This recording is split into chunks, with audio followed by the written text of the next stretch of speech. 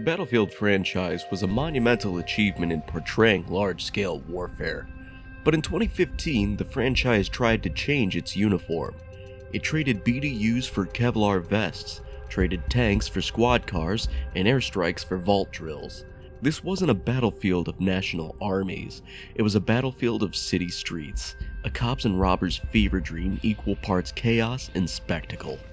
That game was Battlefield Hardline, a game that came and went like a whisper in the night, quickly exiled from the franchise's pantheon and abandoned by the very community it sought to court. Battlefield fans, conditioned to crave more military bombast from Battlefield 4, treated Hardline like an imposter, a counterfeit soldier, stolen valor.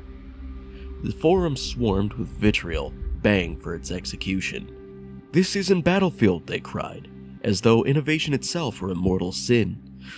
Hardline was lambasted not for what it was, but for what it dared not to be, just another clone of Bad Company 2. Now, let's take a look at the body of Battlefield Hardline and divide it into 4 pieces: the history of its creators, the story it tried to tell, the multiplayer that struggled to survive, and the aesthetics that dressed its corpse. Visceral Games were no strangers to risk. Their legacy was born in the dark corridors of Dead Space, a survival horror masterpiece that proved that EA could still gamble and find talent. But talent wasn't what EA was looking for. EA wanted moneymakers, and unfortunately, Dead Space wasn't.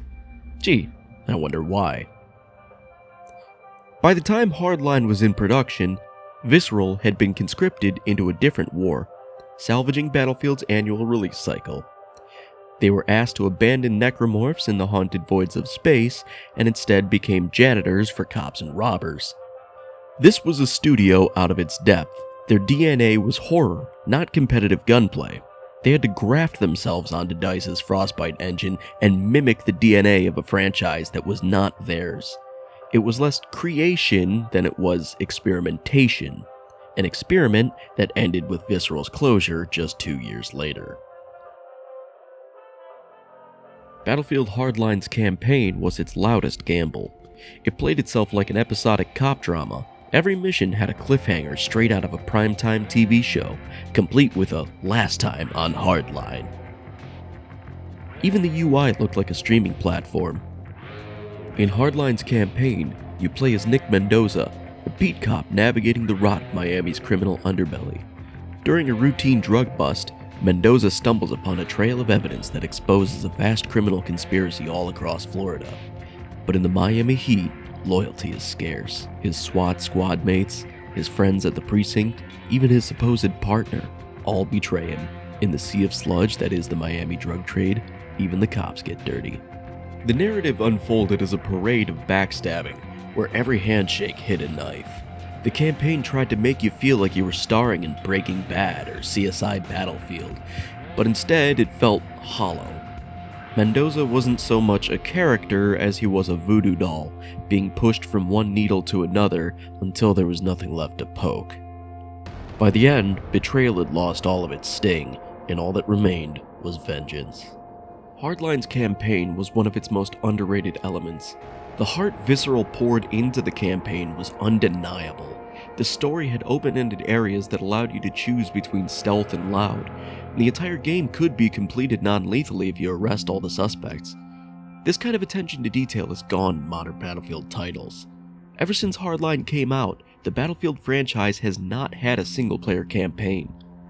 If Battlefield is a cathedral of chaos, then Hardline was a strip mall of shootouts.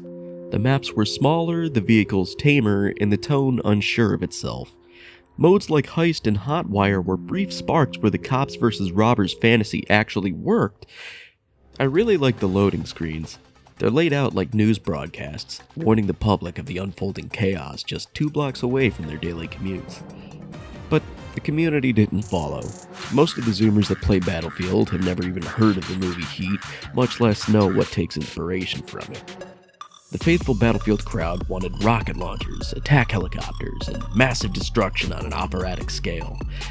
Instead, they were given tasers and grappling hooks, so the servers dwindled within months. And yet, for a brief, flickering year, I kept one tiny corner of this corpse alive. I paid $120 in server costs just so Heist mode could remain playable. Strangers on Xbox Live thanked me as though I were tending a loved one. Their gratitude was real, but it was also tragic. A handful of voices in an empty room, clinging to a game that's already condemned. On the surface, Hardline had style.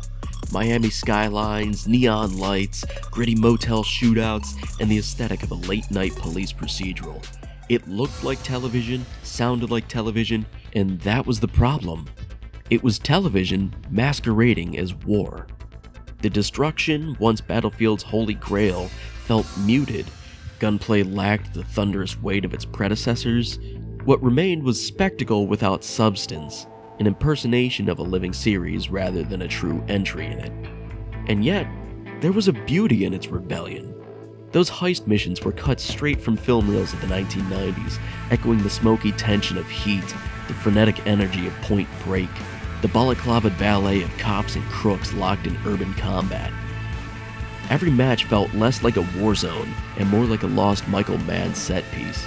Spent casings scattered like broken glass in a city that never sleeps. I brought down a suspect. Now, all that's left are echoes of sirens wailing in the dark. Battlefield Hardline was not just a failed experiment, it was a warning. A reminder that not every franchise can change its uniform. Not every studio can shoulder someone else's legacy, and not every spark of gratitude can resurrect a corpse. I kept Heist alive for a year, but what I really kept alive was a memory. A moment of camaraderie in a dead game's twilight. Visceral Games closed, the servers dwindled, and Hardline faded into dust. What remains is a cautionary tale, and the faint echo of players saying, "See you next match." A match that, inevitably, never came.